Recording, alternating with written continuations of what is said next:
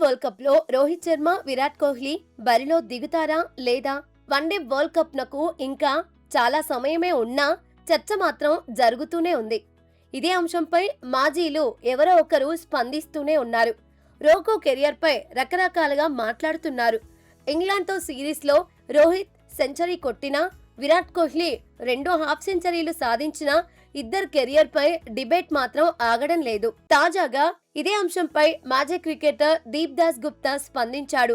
Form లోకి రావడానికి 1-2 మ్యాచ్లు తీసుకోవద్దన్నాడు. సిరీస్ ఆరంభం నుంచే చెలరేగాలన్నాడు.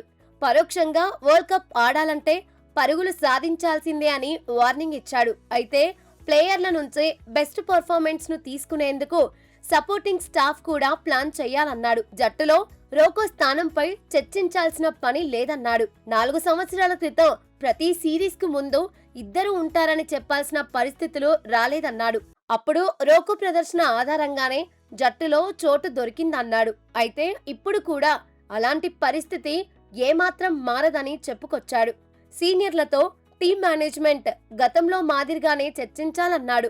వన్డేల్లో రోహిత్ శర్మ స్థానంలో యశస్వి జైస్వాల్ ను తీసుకుంటారన్న ప్రచారం పైన దీప్ దాస్ గుప్తా రియాక్ట్ అయ్యాడు. ఒక ఫార్మాట్ కు పరిమితమైనప్పుడు ఇలాంటి చర్చ సహజమే అన్నాడు. 3 ఫార్మాట్లు ఆడినప్పుడు ఏ సమస్య ఉండదన్నాడు. ఏదో ఒక ఫార్మాట్ లో పరుగులు సాధించినా జనాలు మర్చిపోతారన్నాడు.